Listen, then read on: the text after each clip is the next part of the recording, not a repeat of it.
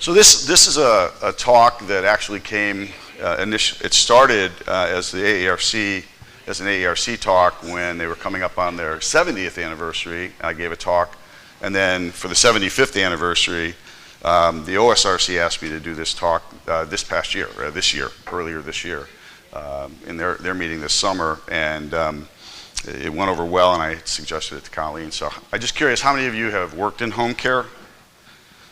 A good portion of the room, so I can't lie. There's enough of you here that you're going to know if I'm telling the truth or not. So home care got a lot of attention, probably more so through the pandemic than any other time since I've been involved in home care, which is a long time. I started working in home care in 1990, and a great part of that came because the need to move people out of the hospital as quickly as possible to free up those beds for more acutely ill patients. So even Medicare pulled back on requirements for qualifying for oxygen, and we started sending people home that wouldn't have otherwise qualified. So it got a lot of exposure for us as a profession. That's the good news. The bad news is it doesn't seem to have changed too much, and I'll talk a little bit about that as we move forward. So I think you guys get this with everything, so I won't read it to you, but fill out your forms.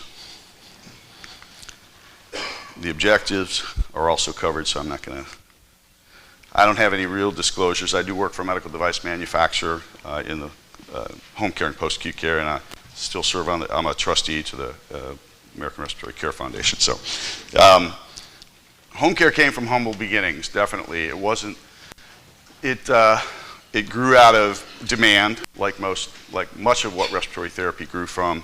But these are actual credit Gene Gant for one, and Steve DeGennaro for the other. He's like a historian, so these are some actual old advertisements for home oxygen services.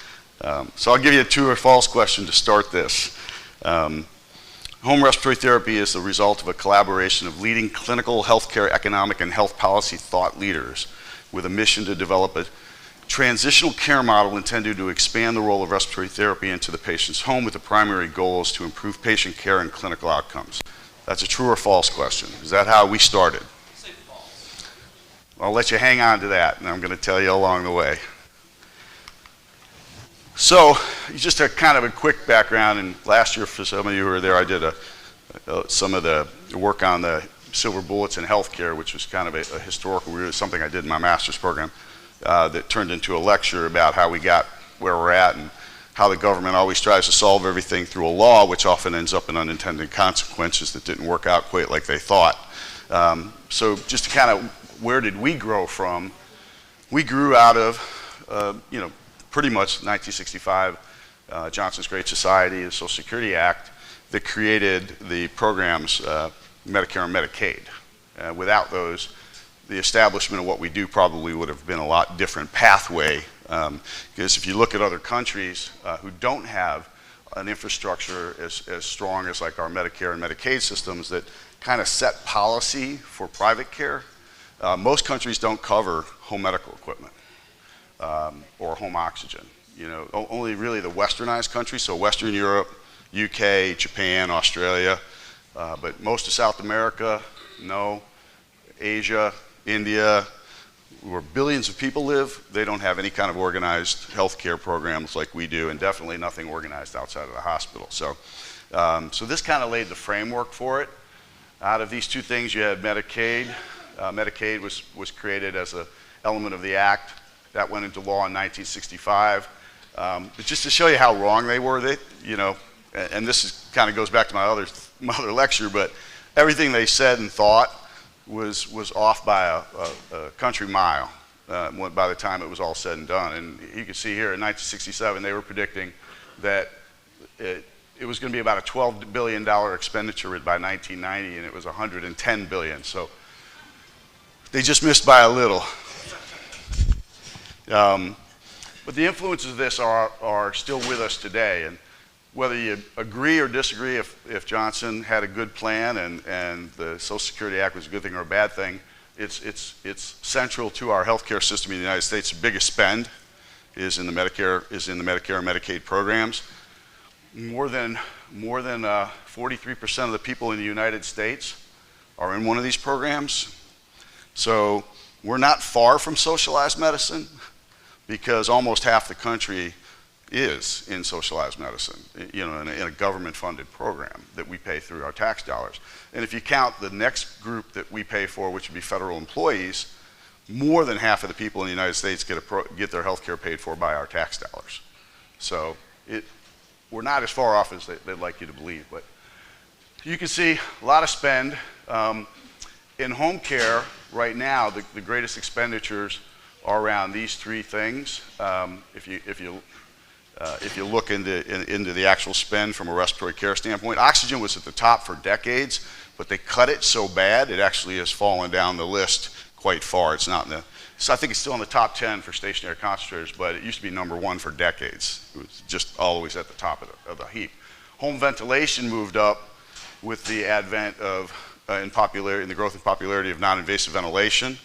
The jury's not done on that one yet because there's a lot of concerns about overutilization, that we have a tendency in healthcare in general that when reimbursement's good and the barrier to entry is low, we do get a lot of utilization. Some of that utilization is appropriate.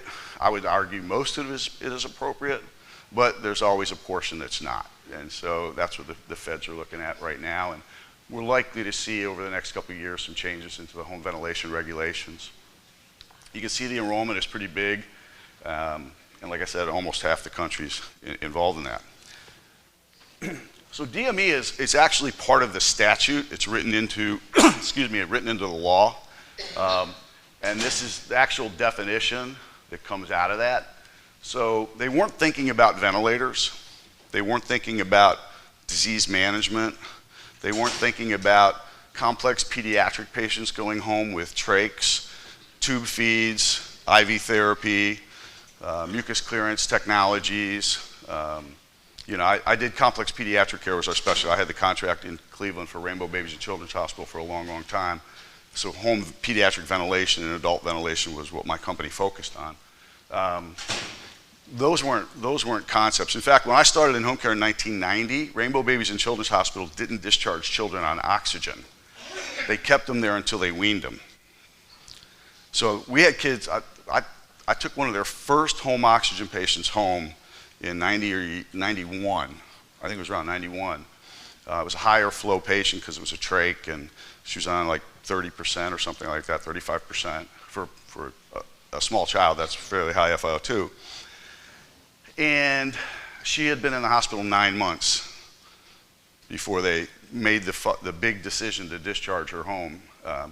And so literally due to changes in Medicaid law in Ohio and Medicaid reimbursement, what was malpractice 3 years earlier was standard of practice.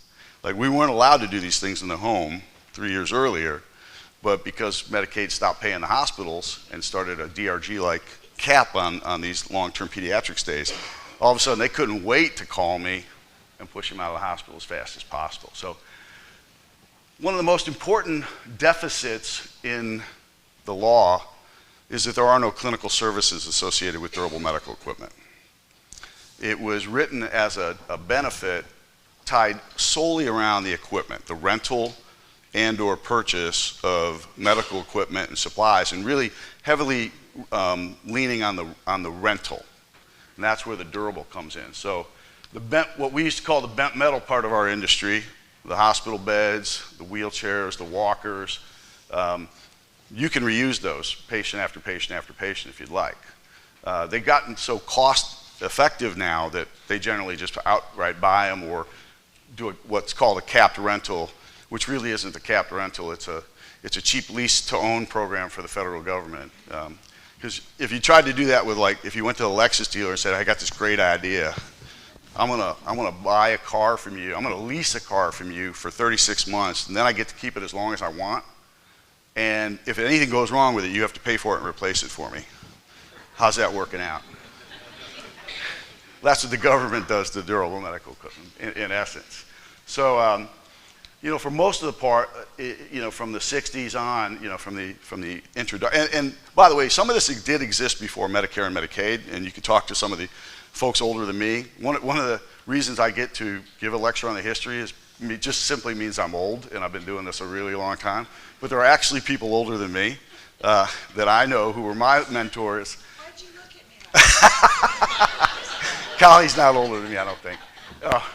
But there are some friends of mine, who were in the business in the 70s, and it was really unregulated then. It was mostly cash business, or certain private insurances would pay for things.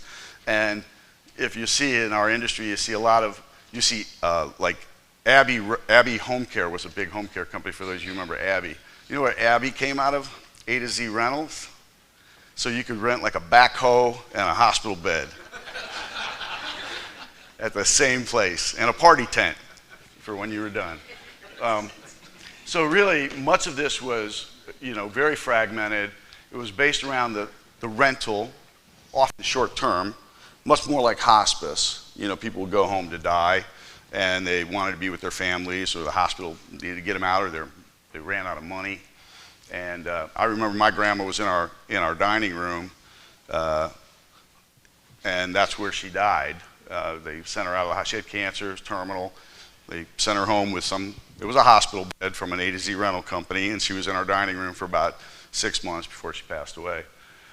And that was pretty standard, and that was the 60s. And so very, very unregulated, very fragmented, really retail kind of driven for much of the time. It really started to change in the 1980s.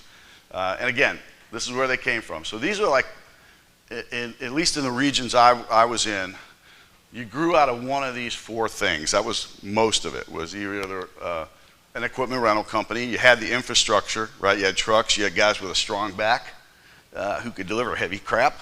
And that's what all this stuff was. Ambulance companies, similar infrastructure, the ability to get places and have folks that can lift heavy things. Because to be a respiratory therapist, when we started out, you needed a strong back and a weak mind. Because you were moving big, heavy tanks around, and when we were oxygen orderlies. Industrial gas companies, obviously. And in much of the world, the rest of the world, the industrial gas companies are, are the oxygen suppliers. So if you go to Europe, Air Liquide, Linde, those are the two biggest names. Worldwide, Praxair, which are all really owned by the same companies. It's become a kind of a monopoly, or a little polygopoly, is it?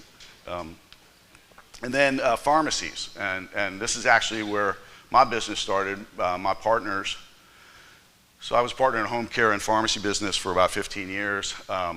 My partner's dad, two of my partner's dads started us as a drugstore in 1956. And it was the same thing. Where do people come to get stuff for their health care? You came into a drugstore. Drugstores delivered routinely up until probably the 80s, and then that kind of faded, and now it's kind of made a comeback because you got to compete against Amazon. And so pharmacies were natural. People came in, they had a prescription for amoxicillin and a cane. And so you gave them their amoxicillin, and you could sell them the cane. So that's how we got it. That's how we got our start. But really, the policy, like much of what we do in healthcare, much of what we do in life, but much of what we do in healthcare, comes from policy. It comes from the government deciding how they want to pay for stuff.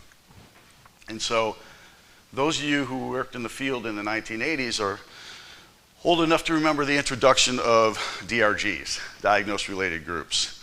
We don't talk about them nearly as much as we used to because it was a new thing, like when I became a respiratory therapist, and we were transitioning from you billed for everything in the hospital, like $5 for a Tylenol. Respiratory therapy was a money-making machine. Like we were just like printing cash, running around doing IPPB machine treatments and chest PT on everything, empyemas, you name it. We'll clap it. Because we got paid. Well, the hospital got paid. We didn't necessarily get paid. We were making about $4 an hour back then. Literally. Not figuratively. And so, when everything shifted, when you went to the DRG, and those of you who don't remember what it is because it's kind of standard of practice, it was a prospective payment model where a bunch of really bright folks at Harvard came up with this theory tied to CPT codes and ICD codes. So you put this magic formula in a box and you come up and you say if you have a mild left lower lobe pneumonia, you get to stay in the hospital for 4.2 days and we're going to pay you $222.38 a day. And after those 4.2 days, you don't get any more money. So if the patient stays longer, that's because you did a crappy job. And if you can get them out sooner, good for you. But if you get them out too soon, you're a crook, and we're going to penalize you, which is what we do now. So if you're too far off the average, you're bad on either side. So what did that create for us? Created a cottage industry called home care. Because treat them and street them. That's where we got these terms from. Quicker and sicker. Get them out quicker and sicker, right? I see people with gray hair nodding with me, they remember. And also, you know, the Medicare hospice benefit was first passed in 1982, so hospice became another big part of the DME. In fact, when I started in home care in 1990 with my partners, hospice was our biggest business. It was our single largest payer because we had one of the largest hospices in Ohio under a contract, and we did their pharmacy and their durable medical equipment, and they threw the kitchen sink at a lot of their patients, so we'd set up a whole bunch of stuff and then go pick it up 7 days later. And then throughout the 80s and into the 90s, health insurance started to recognize DME as an actual benefit. So for those of you who remember, prior to the 1990s, some of the major health plans, Kaiser, for example, around the country sold DME as a rider, which most people didn't buy because most people didn't think about it. We weren't doing ventilators, you know, to the level in the home we do today, and oxygen was still pretty niche in a smaller population. So many patients, when I first got in the business, we would do an insurance verification, and they wouldn't have any DME coverage whatsoever. And so then you had to work out a cash payment plan, or I would tell you in the case of oxygen, most of the patients would say, I don't want it. I'm not paying $350 a month, which is what we used to charge back in those days, or $500 a month when I first started. I can't afford that. And they'd apply to be an indigent, and we would take care of them for free, or they just didn't get it.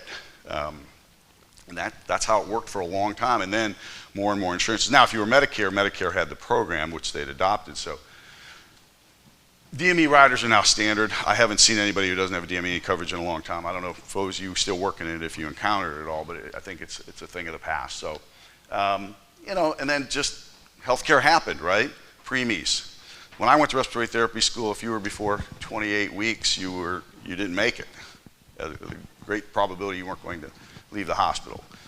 24 weeks were basically, we just waited for him to die. You didn't even intervene. I've taken home 23 and a half weekers. Now, the outcomes may be different, but we can keep them alive. So everything changed, you know. Heart and lung transplants never existed, right? None of that was contemplated when the law was written for what we do. So the problem is, once it's written in law, you need a law to change it. And that's, you'll see, as part of our background. So it's important to understand this stuff because everything that happens to home care is based on what they did in the 1960s when the laws passed. So everything changed a little bit, and then as we got into the 90s, we started recognizing more chronic care. The words like disease management, which has been called like a million different things. Now it's population-based care and all that stuff. We just keep recycling the names. If you do this long enough, you're going to see everything come about. By the time your career is over, you're going to see at least 4 different things renamed that are the same exact thing it was when you heard it the first time, just with a new definition. This was a big part of home oxygen. So this gentleman is Dr. Thomas Petty. How many of you heard of Dr. Petty? Everybody with gray hair. Or no hair. Or a little bit of gray and mostly bald. So Dr. Petty was not in a band, but we call him the kind of the godfather of home oxygen because he went and testified on the Hill many times and fought for Medicare to cover home oxygen. And this is because it came out of a lot of the work that that he was part of as part of the Sugarloaf conferences in 1974 and the initiation of what was called a nocturnal oxygen therapy trial here in the United States. And then there was a very similar study going on in the UK run by the British Medical Research Council that also looked at home oxygen, domiciliary oxygen, if you're British. And these became the framework for everything we do today. In fact, this is the only, up until a few years ago, and it's a very different study methodology, but up until a few years ago, this was the only study that was randomized and controlled that looked at deciding when you need oxygen. And it was, I'll show you in a minute, wasn't a whole lot of patients. But Dr. Petty, by the way, that's a home concentrator. So if you ever wondered, can you put wood near oxygen? They were made of wood. And that's an early liquid vessel from, I believe that's from Lindy. Also a patient, both of these are actual patients of Dr. Petty. So these studies laid the framework, and we've all know PaO2 of 55 or a saturation of 88 or less, right? Anytime you want to send somebody home on oxygen, well, what's their blood gas? And that stood for a long, long time. These came from these studies, particularly from the NOT study, and I'll explain those in a minute. And so here you got Social Security Act authorized the payment for the DME. The NCDs was introduced in 1987. The fee schedules came around in 89. So prior to that, you got, like everybody did, a percentage of your billed charge. And then every year you'd raise your billed charge, and every year they'd lower the percentage. So you never really made any more money. You just looked like you did on paper, and you claimed more losses. So no money, no mission. And that holds true in the federal government. So just a couple other things that have impacted us, and I'm not going to spend a lot of time on these. You can research them on your own. But these are some of the major acts. This one in particular was the first, OBRA 87 changed the way we got paid for oxygen. So that was the first punch in the face, because we used to get paid for the quantity you actually used. So if you used a lot of cylinders, we billed you for those cylinders. If you used a lot of liquid, you paid for liquid by the pound. Now liquid, I got to admit, was better than selling bottled water, because it evaporated at a rate equal to the consumption rate and sometimes higher than the consumption rate if you had a crappy tank. So you were oxygenating more of the room than the patient, and you got paid to do that because you went out every 2 days or 3 days and filled it back up with more oxygen that leaked away.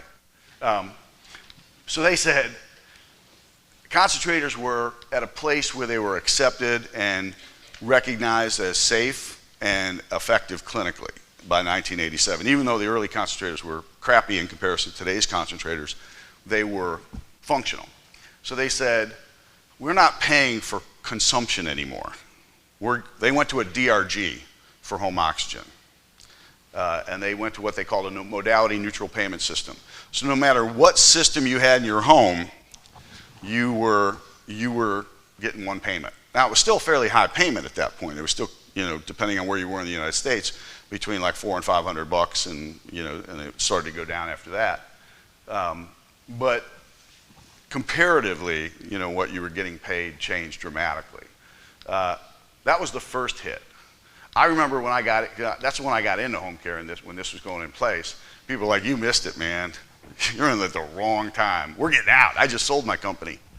And then 97, because they hated our industry, and they literally hated our industry. I've been to the Hill many, many times. I did government relations for Inogen. I did government relations when I was at Invacare. I've been up on the Hill as an advocate for the AERC. I was a home care section chair for a long time. They do not like the DME industry. At least they didn't for a long, long time. So the more we asked for, the more they took. In fact, I had a lobbyist friend who said, the best thing you guys could do in the DME industry is lobby for what you don't want, because then you'll get it. That was Phil Port, if you remember Phil. And so they created a cut. It was 25% in 1 year and then the balance 5% in the next year. But this was really a change agent for a lot of, because it revealed a lot of fat or bad behavior in many companies, because oxygen was the cash cow that basically paid for the DME company. because we were losing money on. I can tell you my own business, we did ostomy and diabetic and urological because we wanted to be a one-stop shop. Well, we lost money on almost everything other than the few respiratory things we did. So the first thing I did in 1998, I got out of the ostomy business, I got out of the urological business, I got out of the wound care business, and I started focusing on things we were really good at, which was pharmacy and respiratory therapy. These are some of the other things that came out of that, but just relative to us, why did non-invasive volume ventilators become popular? Because in 1999, they killed the positive pressure non-invasive ventilator code because of overutilization. And I could do a whole lecture on that. But basically, they introduced BiPAP with a backup rate, or bi-level with a backup rate, brand named by Respironics at the time, BiPAP ST, which is basically a souped up IPPB machine with a microprocessor. Now they hate when I say that because it makes it sound like a pretty dumb device, but it was a souped up IPPB machine with a microprocessor. Positive pressure ventilation was pressure controlled, pressure limited, right?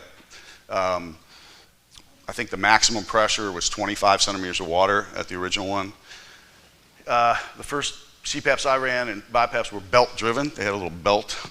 It looked like a vacuum cleaner motor. And so they went from, when they got the HCPCS code for that, they said, well, what is this device for? And Medicare questioning them. Oh, it's a very niche thing, a very, very small subset of OSA patients who also have overlaps with like obesity, hypoventilation, and da-da-da-da-da. Maybe, 0.5% of the population is going to need it. Within like 6 years, tens of millions of dollars were being spent. Any COPD patient who said they had a morning headache, which is every one of them, was getting a BiPAP slapped on them. And all you needed to get a BiPAP in the 90s, before this changed, was a note from your doctor. Literally a pad script that said BiPAP. And you were billing, it was a recurring rental item, meaning it never capped. Now, I don't remember what we were getting, but it was somewhere in the neighborhood of 600 or 700 bucks, somewhere between depending which one, $400 and $600 a month in perpetuity. So it was again, like bottled water until it went away. There were a lot of wet eyes when this policy came out. So they did a couple of things. They redefined the entire category. So instead of calling it non-invasive positive pressure ventilation, they called it respiratory assist device. That's what RAD stands for. So words matter. We're going through a culture change right now where people are changing the definition of words, right? Words matter. You call it a RAD, it's not a ventilator. It doesn't keep people alive. And then they created the criteria for a COPD patient to qualify for a RAD device or bi-level with a backup rate. I never saw a patient qualify in my remaining of my home care career. Never. Because you had to meet so many conflicting criteria, particularly around oxygen, that it didn't pass. So that killed the RAD for COPD. Created a vehicle later for the volume ventilators, and really ventilators that had bi-level in them but were hidden in a volume ventilator. DRA, these are just all things that are cut. I don't want to spend too much more time on this because we could spend a week on this, but these are all things that have happened and what some of the key things out of them. And again, everything has unintended consequences. That was the point of my lecture last year.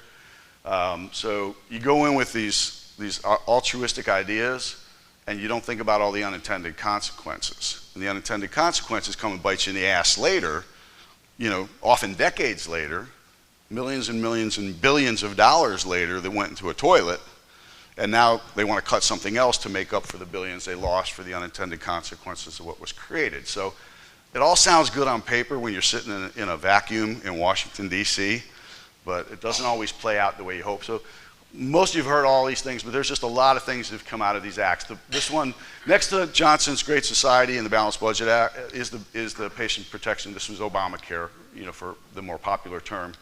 A lot of good in it, a lot of unintended consequences we're beginning to pay for right now. More competitive bidding. So this is kind of the nail in the coffin to DME. After all those other cuts, then they said, you're a pure commodity. There's no service element, there's no clinical element. Lowest bidder wins. And they put together a bid that even Nobel Prize winning economists said is a horrible bid. It's a bid methodology that's a race to the bottom. So you ever heard of what's the prisoner's dilemma theory, prisoner's dilemma game? That's why if you watch Law and Order, they always take the two criminals and put them in different rooms and interrogate them separately. Because they go into this room and say, Colleen said you shot everybody. You were in the car. She said she was in the car reading a newspaper when you were in the bank. She didn't know you were going to go in there and rob it and kill everybody. And they go in the other room and they say, hey, Joe, they're telling me, Colleen said, I did all the damage, and whoever talks first, both lose. So this was a multiplayer prisoner's dilemma game. There was no winner. There were just a lot of losers, and that's what happened. It was a race to the bottom. So I won't go in and explain it, but cut. It feels self-inflicted, but you didn't have a choice because people called it suicide bidding, right? Either I can kill myself quickly, I don't bid, or I can kill myself slowly. I bid and try to figure out what to do with $10 instead of $100 for the same service and product that I provide. And I think John Glenn was still a senator when this was going on from Ohio, famous pilot, and he said, I do not want to be sitting atop the rocket that was supplied by parts won by the lowest bidder. Where do we sit? DME. That's us. The beautiful orange line that never moves. So every time we should be moving upward, they cut. You can see everybody else's money, right? DME.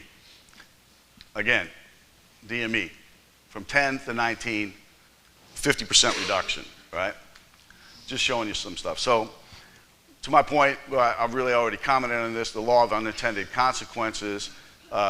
These things lead to, to the world we're in right now, where there are very few respiratory therapists working in the home care compared to my peak era when I was the home care section chair. And the companies, we're down about almost 50%, the total number of companies that are in the DME business from the peak pre-competitive bid. So half the companies either sold or went out of business. And there's been a massive consolidation. Some of that's normal. So we're an accident, right? We are not a product of brilliant thought. I wish we were. And there's a lot of brilliance in what we do. If you look at, companies like Encore, companies that do complex care in the home, there's lots of cool things that have come out of it, but they find their way, and it's a fight, it's a battle. It's not like somebody's handing you money to come up with this. You often work for nothing, or you get paid this for this piece, and then you're trying to build all this other stuff around it. So, are we marketing or clinical? So when I got in home care, we weren't doing that much complex care in 1990. We're very, like I said, Rainbow didn't even send kids home on oxygen, let alone on ventilators. And so my job, my first year in home care in 1990, was going around checking concentrators every 30 days. And the one or two few ventilator patients who had like a C-spine quad, right, checking that ventilator every month. And they were oxygen rounds, except we drove around to do it. So most hospitals have stopped doing oxygen rounds because they realized it was stupid. Once it's set on 2, it's probably not going to drift to 8, And by the way, the nurse can turn it back down to 2 if it does. Well, we were doing glorified oxygen rounds, and why were we doing all this stuff? Well, we all came from respiratory therapy. I was a respiratory therapy department head before I moved to home care. So I knew what hospitals did. My partners knew what hospital did, my first home care company before I got into my own business. He was a former department head. So we just mimicked what we were doing in the hospitals in the late 80s and early 90s. So we went out and marketed that, and we said, hey, look, you guys do oxygen rounds, we do oxygen rounds. You guys do vent checks, we do vent checks. You guys do aerosol treatments, we do aerosol treatments. Send all your business to me. And then I would go out and hire half the staff to be PRN therapists for me, which wasn't illegal at the time. It is today. So we offered all that value added, right? But honestly, I wasn't doing much respiratory therapy in the early days. It really wasn't until the mid-90s, late 90s that I really was doing clinical work in the home. And that continued to grow after the impact of all these bad financial consequences that hurt the hospitals. Then I had to push back and say, you can't send this vent kid home yet. Mom doesn't even have a power outlet in the house that can handle the workload from the ventilator and the concentrator and all this other stuff. We need them out by Friday. We need them out by Friday. I would get discharges for ventilators at 5 o'clock on a Friday. How many of you have had that experience at some point in your life? Yep. Again, what was malpractice is now standard of practice. And the only thing that changed was whose money was going down the toilet. So, and here's my argument, when this all started, we were mostly, I used to say eye candy, but I look at myself in the mirror anymore and there ain't no eye candy left. But we were marketing. We were appealing to our peers who were working in the hospital. And doing what they did in the home, and they liked it. And in fact, half of them were working for me. So we didn't have any standards of practice. The Joint Commission didn't come out until 1988, and the Joint Commission manual in 1988, I wrote the first policy and procedure manual from a first home care company based off that manual. It was literally that big. It had nothing. I mean, have a few policies and procedures, wash your hands, and you got accredited. And most people didn't even pursue it because nobody cared. Nobody was requiring accreditation at that time. It really didn't start until they deemed it as part of their competitive bidding program. So, what are we stuck with? Well, we're not healthcare professionals. I have 2 undergraduate degrees and a master's degree, and that pisses me off. And I'm sure many of you feel the same way, right? I'm a healthcare professional. I've done research. I've published scientific papers. I've had the good luck and blessing to be able to lecture all over the world to doctors mostly about home oxygen and technologies around that and stuff. But in the eyes of CMS, we, this wonderful, educated, talented group of people sitting in this room who do home care, you're an orderly. That's the class we are under as respiratory therapists. We are in an ancillary health subcategory, nurses, aides, and orderlies. That's where we reside today. Whether you have your PhD, your master's, or an associate's degree, or you're a graduate of one of the old one-year programs, we're all grouped into the same bucket, and we're orderlies. And that hasn't changed, and that's been one of the fundamental problems with advancing our profession. Sam Giordano spent most of his career at the AARC as the executive director of the AARC trying to get direct reimbursement for respiratory therapy. And he failed miserably, not because Sam failed, but because we couldn't get legislation to change it. And the more the money ran out, are they going to approve another separate class of ancillary health professional that they got to dish out? Because the pie's only this big, so now you're asking for a new slice. Where are they going to take it from? Well, I can tell you who won't let us take it from them. American Hospital Association, totally against respiratory therapies getting direct payment. American Medical Association, totally against respiratory therapy. American Nursing Association, totally against it. Physical therapy, totally against it. Speech therapy, totally against it. Why? Because they get paid. And if we're going to get paid, it got to come out of somebody's pocket. You heard the term budget neutrality or budget neutral? That's what they mean. The pie's this big, it isn't getting any bigger. So if you want to get a slice of it, somebody's got to suffer. That's Washington money, that's Washington budgeting. So, this is actually a statement directly from the oxygen policy. Not only do they not recognize us, they rub our faces in it. You ain't getting paid, is what they say. We're not recognizing clinical services. Now, some state laws in some states do require respiratory therapists to be involved in certain procedures in the home. Mostly it's oversight, not direct care. But most states don't have it in their state licensure act. I would say there's like 4 states that have some governance around it. Most don't. So we don't fit. We're not billable under Part A, Part B. There is no Part R. And under the, C is the Medicare Advantage programs, D is the drug program. So we don't fit in any of those. What's the other problem? Well, much of respiratory therapy up until, whoops, I hit my thing really fast. Where'd I go? Sorry about that. So much of respiratory therapy, even today, we're getting better, is experience-based, not science-based. I mean, like I said, we were doing percussion on pneumothorax. We were doing percussion on empyemas. We were doing IPPB. I used to say it cured everything from like hangovers to hang nails. And you know, because they could order it, there was no medical justification, we had no rationale.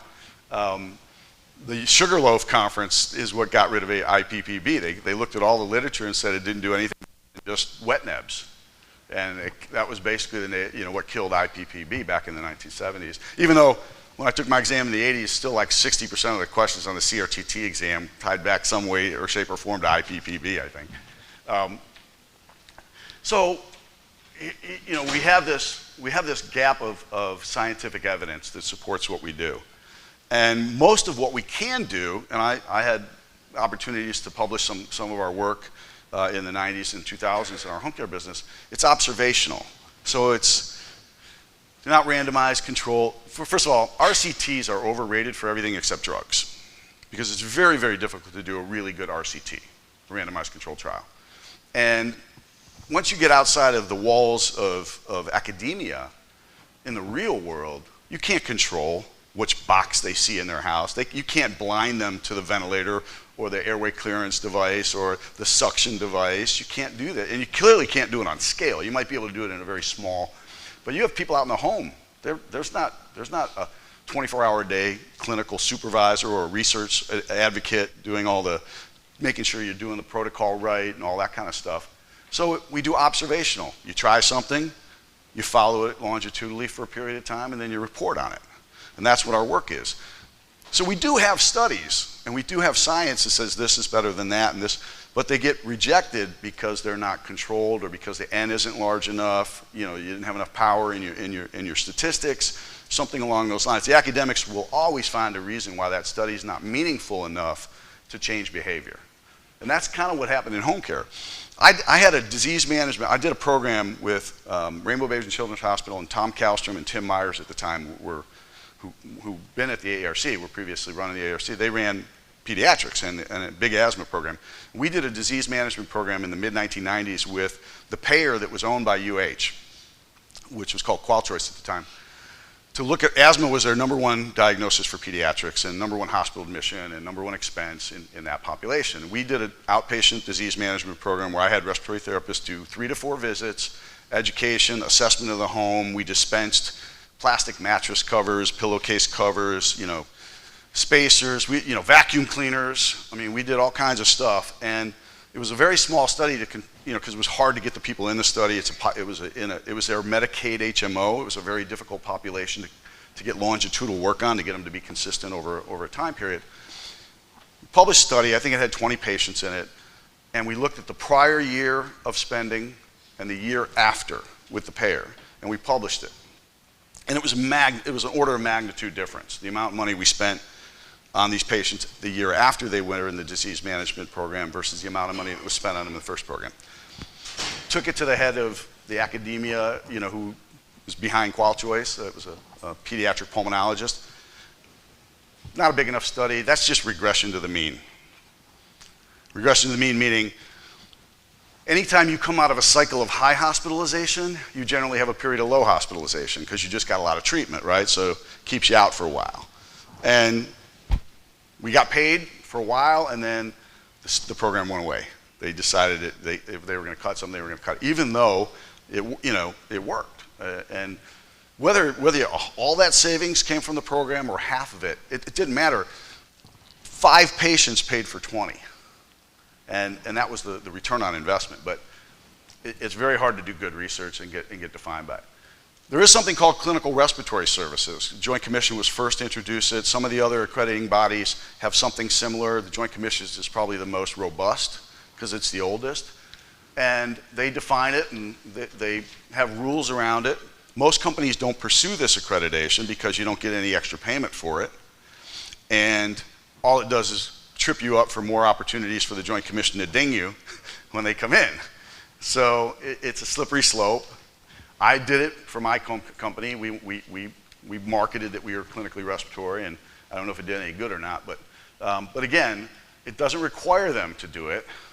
It's just if they do it, they have to do it according to the policies and procedures of the Joint Commission. There's no relationship between CRS and payments, so nobody paid me anymore.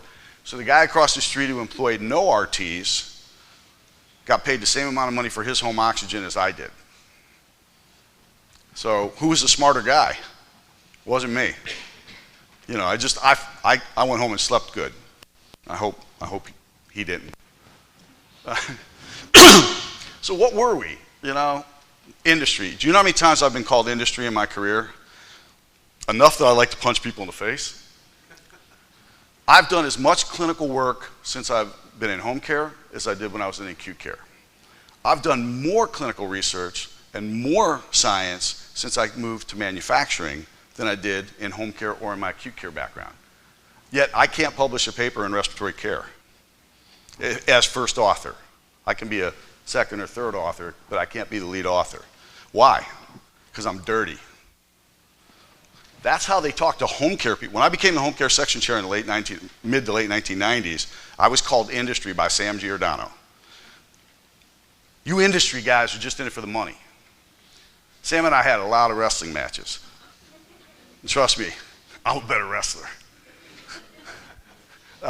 And he came along. I mean, he started to meet more people like me, and I had Tom Kalstrom doing part-time work for me and other people, and he started to realize there were a lot of good clinicians, a lot of really talented good clinicians doing really good care in the home that they weren't getting credit for.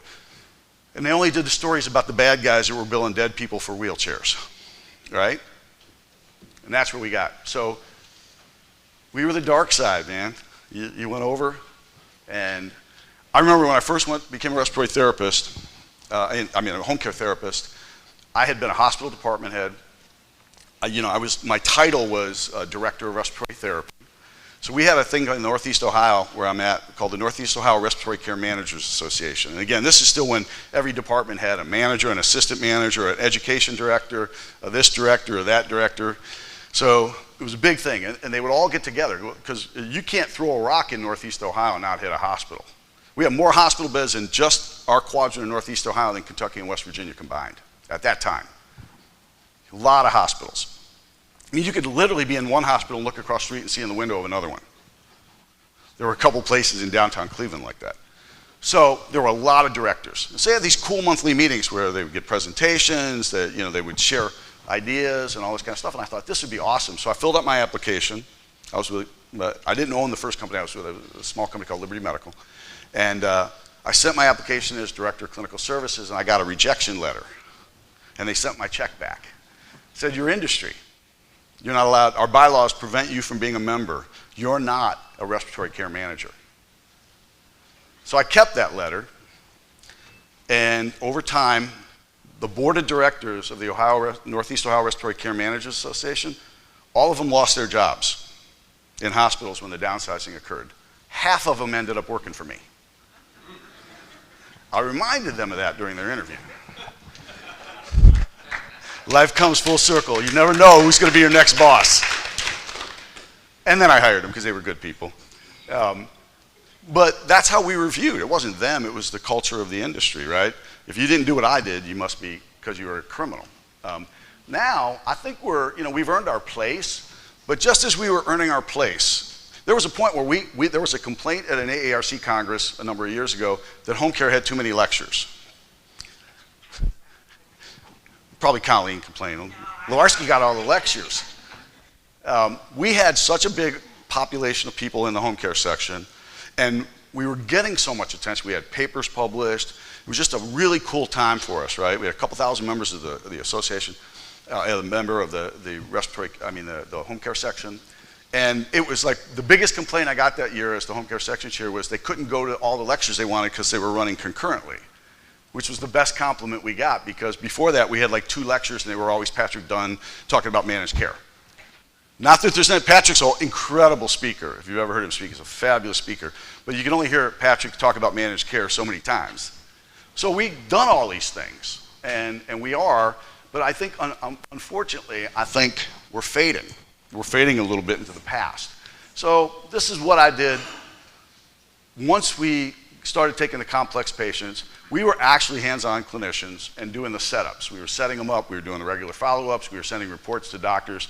We did all of this when there was a lot of money behind the oxygen equipment, but nobody was paying attention to the data. A best story I'll tell you about our oxygen follow-ups and our ventilator follow-ups, we used to send all these clinical reports to the doctors. We kept notes, chart notes, and we made a copy and we sent everything. So my medical director was a pulmonary head for the 2 community hospitals that we had a contract for in our region. And he was also our medical director.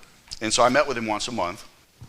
And I used to take in the pile of follow-up reports for ventilator patients and oxygen patients that we were so proud that we the therapist did all this great work.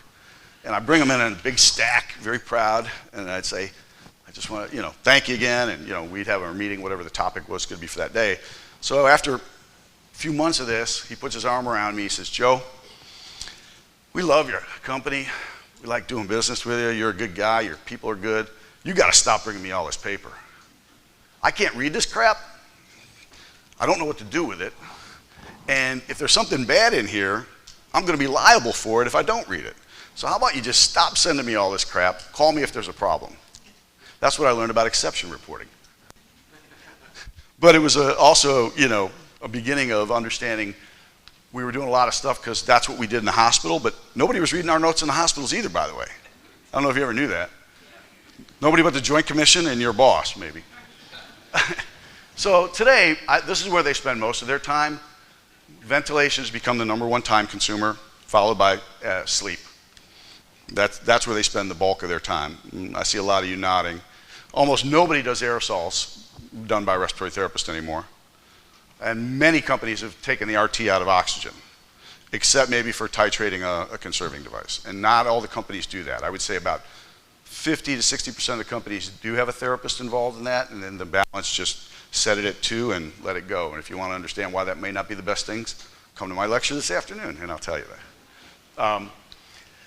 And then obviously we still have complex patients, and then we still have these, these unique technologies like the high-frequency chest wall devices and other things that are coming about where you do need that specialized knowledge and specialized training to be able to go in and do that, do that kind of stuff. So who are we today? Well, we're the same people. It's just the roles changed a lot, right? We are, you still need a strong clinical background. You still need excellent communication skills. You still should look like a professional. You do need to understand the business. Healthcare is a business, if nobody told you, when you went through respiratory therapy school. And the money, no money, no mission, right? And so you have to come to terms with that and accept it. Do I want my brain surgery from the lowest paid neurosurgeon or the highest paid neurosurgeon? I don't want the lowest paid guy who's worried about his golf at 4 o'clock cracking my skull. Money matters. What I used to tell my staff when some of them would get altruistic or get a little left on me and start talking about, you're doing this for the money, Joe, because I was a partner in the company and we made money. I said, well, you like when I give you a raise every year, don't you? You like when you get your bonus, don't you? Well, profit is what allows us to do that. If you want to work for free, I'll keep you on. In fact, I'll double your hours. Money matters. We all are motivated by it. It's not a bad thing to a point, right? I mean, you need money to buy the best technology. You need money to buy the best clinicians. You need money to buy the best staff, the best customer service. And that's what it is. So we're still doing all these things today and be an excellent driver because I ate a lot of food behind the steering wheel. But if my experience was, particularly with the medically complex patients, this is what I really was, everything. Because often we were the only person in the house that they saw that was a healthcare professional. Because most of the ventilator patients and the oxygen patients do not qualify for home health under the Medicare benefit. To qualify for home health, you need to have a condition that's going to end, like a wound, something along those lines. Not a ventilator. Ventilator doesn't qualify you for home health nursing. A lot of people think it does. Usually it's the tube feed or the wound that got the nursing in there, and they're gone as soon as the wound heals. So the irony of today is we are needed more now than ever. The COVID experiment, which the government didn't plan, found out that you need to get people out of the hospital quickly. You need somebody there to catch them. And we were a hidden safety net for a long time, doing all these wonderful clinical things that nobody paid attention to. Nobody read our notes. They told me to stop sending them the notes, you know. And we were doing clinical care that nobody paid attention to. And we were hidden behind the scenes, and we were preventing hospital admissions. We were preventing overutilization of care. But we never measured it. We never quantified it in a scientific paper. We stopped doing it. It's been gone for many companies. Many companies got rid of their RTs. What's happened? Readmissions, that's all we talk about, right? We talk about a lot of stuff that I think was prevented by the good care that was being done.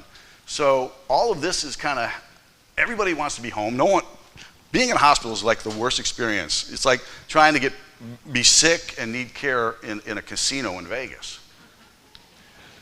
The problem is, while this all changed here, nobody watched it. Nobody watched the erosion, the loss of the respiratory therapist, and this happened. They cut all the money. They cut all the funding that was. This is by state. How many companies? This was actually a couple years old now. How many? The reduction in the number of oxygen or respiratory DME providers in every state. There's no pluses in any of those. If you notice, every state is down 35%, 40%, 37%.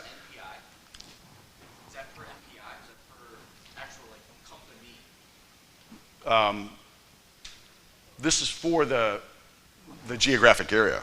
You're talking about the provider number, the individual provider number? Yeah, it's provider numbers. It's how many providers. So some of that's not gone away, it's been absorbed in other companies, but the actual company, the entrepreneur, is gone. That respiratory therapist that owned that company sold it, it's gone. What's that? Joe is gone. Yeah. So, follow the money. You know, unfortunately, over 3,500 DMEs have closed or been absorbed into somebody else's DME in the last decade. The numbers vary. You can look up by the provider number is a misleading number because chiropractors are in there. There's a lot of things in that number that aren't necessarily a traditional DME provider. But if you just rip out, I can tell you, from being at two large companies in the, totaling over 15 years of time, the number of distinct people we sold oxygen equipment to is down by over 40%. So forget about all those numbers. I'm just telling you how many people are in our computer that buy an oxygen device from us is down 40%. Now that doesn't mean they're all gone. Like I said, Lincare has bought a lot of companies, Apria has bought a lot of companies. They have been absorbed, but some have not. Some have just gone away. There are other signs and symptoms of our problems, right? This was a study that Lou Kaufman did. He was a home care guy in 2011, really after the first round of competitive bidding. It said 61% of the companies decreased the size of their RT staff just after round one. He surveyed them all. And then they decreased their patient frequency visit, and a third reduced their modality. This is where everybody got out of doing aerosol and oxygen concentrator checks and having our RTs set up oxygen and things like that. So when I was home care section chair, to earn a seat on the board of directors, it was part of the bylaws, a section chair had to maintain over 1,000 members for a year. We got over 1,000 members. I was the first home care section chair to get a chance to serve on the board of directors because that's when we kind of were peaking in the late 90s. And for my 5 years I served as home care section chair, we never went below 1,000. And we probably peaked at around 1,600, which is good considering we probably get about 25% of the eligible people join. So the section doesn't even exist today. It got merged. So we lost our board seat, and really they're just all mushed into one section now that's home care, rehab. So this is really my last slide. I mean, what's the future? I don't know. I mean, my crystal ball doesn't work anymore. I tell my boss that all the time, and he's like asking me, why isn't this happening? Nothing's changed. If anything, it's gotten worse, right? They want them out faster. These people want to be taken care of in the home, and they deserve and to have the dignity for that.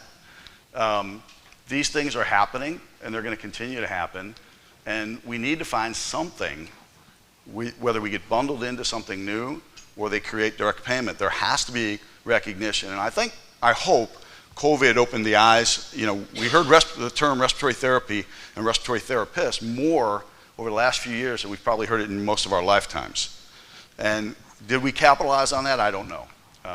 So I wish I could tell you I knew what the future looked like, but I don't. I do think there's always smart, entrepreneurial respiratory therapists who find ways to get things done. That's kind of how we grew. We grew out of, going to department, piecemeal together a exhalation valve and a couple of things and get it done. Remember IMV, H-valve IMV and stuff? So we're entrepreneurial, we're creative, and I think we'll find a way, but I wish I could tell you I knew the answer. So thank you very much for listening.